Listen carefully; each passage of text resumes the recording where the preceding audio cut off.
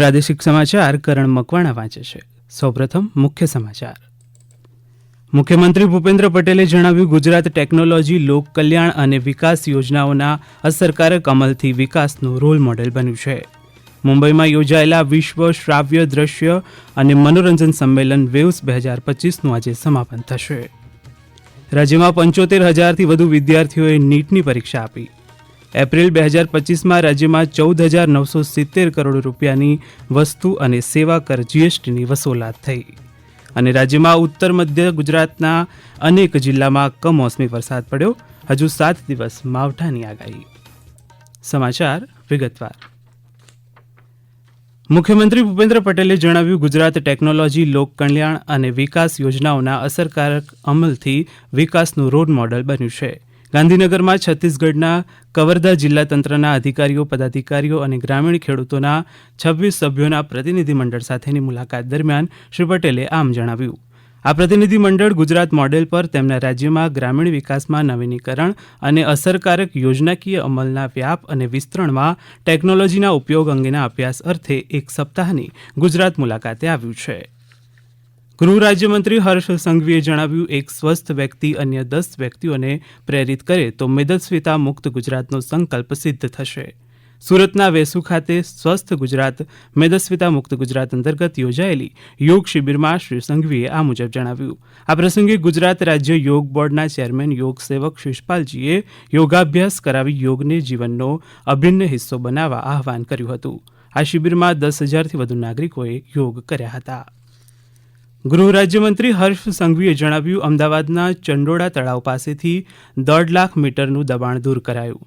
શ્રી સંઘવીએ ઉમેર્યું કે અહીંથી 800થી વધુ બાંગ્લાદેશીઓને ઝડપી પાડવામાં આવ્યા હતા.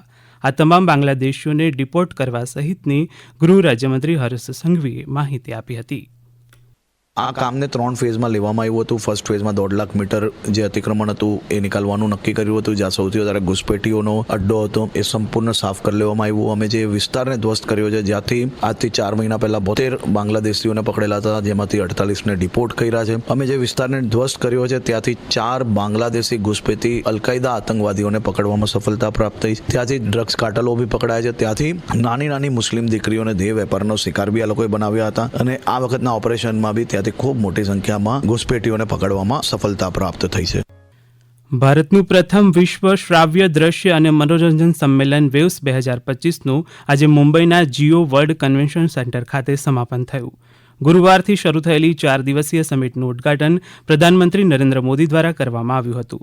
સમિટમાં 90થી વધુ દેશોએ ભાગ લીધો હતો, જેમાં 10,000થી વધુ પ્રતિનિધિઓ હાજર રહ્યા હતા. આ સમિટમાં મીડિયા અને મનોરંજન ઉદ્યોગના પ્રભાવશાળી વ્યક્તિઓ સફળતાપૂર્વક એકત્ર થયા હતા. આ કાર્યક્રમમાં મીડિયા અને મનોરંજનમાં કૃત્રિમ બુદ્ધિમત્તા, મીડિયાનું વૈશ્વિકીકરણ, સામગ્રી નિર્માણનું ભવિષ્ય અને ઉભરતી ટેકનોલોજીનો પ્રભાવ જેવા મહત્વપૂર્ણ વિષયો પર ધ્યાન કેન્દ્રિત કરીને વ્યાપક ચર્ચાઓ કરવામાં આવી હતી. રાજ્યમાં 75,000થી વધુ વિદ્યાર્થીઓએ નીટની પરીક્ષા આપી. મેડિકલમાં પ્રવેશ માટેની રાષ્ટ્રીય પાત્રતા પ્રવેશ પરીક્ષા એટલે કે નીટની પરીક્ષા આજે રાજ્ય સહિત દેશભરમાં યોજાઈ.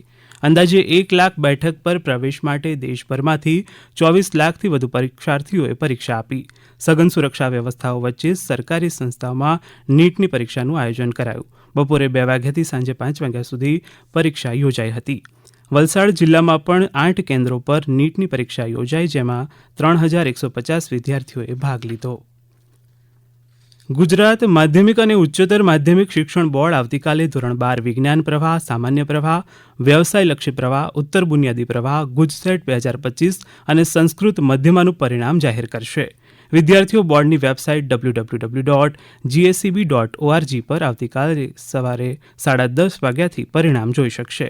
આ ઉપરાંત વિદ્યાર્થીઓ વોટ્સએપ નંબર 6357300971 પર પોતાનો બેઠક ક્રમાંક મોકલીને પરિણામ મેળવી શકશે. આ સમાચાર આપ આકાશવાણીના અમદાવાદ વડોદરા કેન્દ્ર પરથી સાંભળી રહ્યા છો. આ સમાચાર આપ અમારી YouTube channel AIR news Gujarat પર પણ સાંભળી શકશો. વધુ સમાચાર માટે અમારી વેબસાઇટ newsonAIR.gov.in/gujarati અને અમારા એક્સ હેન્ડલ AIR_news_ ને ફોલો કરશો.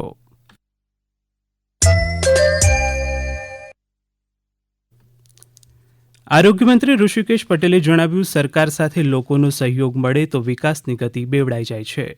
મહેસાણા જિલ્લાના હીરપુર ખાતે શાળાના મકાન સુધારણા કામગીરીમાં દાન આપનાર દાતાશ્રીઓનું સન્માન કરતા શ્રી પટેલે આ મુજબ જણાવ્યું. શ્રી પટેલે ઉમેર્યું કે વિકસિત ભારતના સંકલ્પને સિદ્ધ કરવા નાગરિકોનો સહયોગ જરૂરી છે.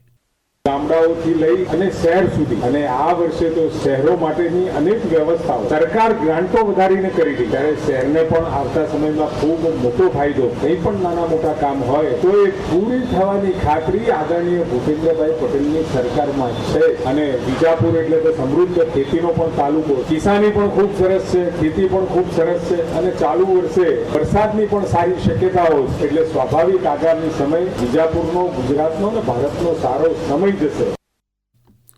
શ્રી પટેલે વિજાપુર ખાતે વિશ્રામ ગૃહ અને ફાયર સ્ટેશનનું લોકાર્પણ પણ કર્યું હતું. એપ્રિલ 2025માં રાજ્યમાં 14,970 કરોડ રૂપિયાની વસ્તુ અને સેવા કર જીએસટીની વસૂલાત થઈ છે. ઉદ્યોગો માટે અનુકૂળ નીતિ અને મજબૂત આર્થિક પ્રવૃત્તિઓ સાથે એપ્રિલ 2024ની સરખામણીએ 13% વધારા સાથે રાજ્યનું આ નોંધપાત્ર પ્રદર્શન છે. જીએસટી કલેક્શનમાં ગુજરાત અનેક મોટા રાજ્યો કરતાં આગળ છે. જીએસટી કલેક્શનના મામલે ગુજરાત, મહારાષ્ટ્ર અને કર્ણાટક પછી દેશમાં ત્રીજા ક્રમે છે. અમરેલી જિલ્લામાં નાના અને મધ્યમ કદના વ્યવસાયોને વેગ આપવા એક કાર્યક્રમ યોજાયો.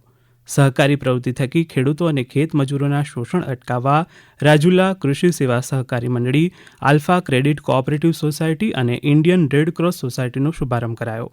ઇફકોના ચેરમેન દિલીપ સાંઘાણીએ જણાવ્યું, વિકાસ અને એકતાનું એકમાત્ર સાધન સહકારિતા છે. દેશમાં એક સમાનતાથી સહકારી નીતિ આગળ વધે એવા મોડલ બાયલોજ આપીને એમણે ઇતિહાસ સર્જ્યો છે. વિવિધ રાજકીય પક્ષની સરકારો છતાં દેશના તમામ રાજ્યોએ એ બાયલો સ્વીકાર્યા. એ સહકારી નીતિમાં મોદી સાહેબની તરફથી લાગણી કયો કે વિશ્વાસ કયો કે વિકાસનું એકતાનું એકમાત્ર સાધન સહકારિતા છે. રાજ્યમાં ઉત્તર મધ્ય ગુજરાતના અનેક જિલ્લામાં કમોસમી વરસાદ પડ્યો છે. હવામાન વિભાગની આગાહીને પગલે મહેસાણા, બનાસકાંઠા, મહીસાગર અને અરવલ્લી જિલ્લામાં માવઠું થયું હતું, જ્યારે ધાનેરા વિસ્તારમાં કરા પડ્યા હતા. આજે કમોસમી વરસાદ પડતા ભિલોડા યાર્ડમાં ખુલ્લામાં રાખેલો પાક પલળી જતા એક વેપારીએ માહિતી આપી. હું માર્કેટ યાર્ડનો વેપારી છું અનાજનો. આ કમોસમી વરસાદ થવાથી અમારા લાખોનું અનાજ, એમાં ઘઉં, મકઈ, સોયાબીન બધું કમોસમી વરસાદ થવાથી પલળી ગયું છે. રાજ્યમાં હજી પણ આગામી 7 દિવસ છૂટો છવાયો વરસાદ પડવાની આગાહી છે. હવામાન વિભાગના જણાવ્યા અનુસાર 5 દિવસમાં રાજ્યમાં મહત્તમ તાપમાનમાં 3 થી 5 ડિગ્રીનો ઘટાડો થશે. છેલ્લા 24 કલાક દરમિયાન રાજ્યમાં રાજકોટ, અમદાવાદ, ગાંધીનગર અને વલ્લભ વિદ્યાનગરમાં મહત્તમ તાપમાન 43 ડિગ્રી સેલ્સિયસ નોંધાયું હતું. જૂનાગઢ જિલ્લાના પ્રભારી મંત્રી અને કૃષિમંત્રી રાઘવજી પટેલના અધ્યક્ષ સ્થાને આજે ભેંસાણ ખાતે સહકારથી સમૃદ્ધિ કાર્યક્રમ યોજાયો. આ પ્રસંગે શ્રી પટેલે ખેડૂતોને ખેત ઉત્પાદનોનો પોષણક્ષમ ભાવ, સમયસર ખાતર અને પાણી મળી રહે તેમજ દિવસે વીજળી પુરવઠો મળી રહે તે માટે રાજ્ય સરકાર કટિબદ્ધ હોવાનું જણાવ્યું.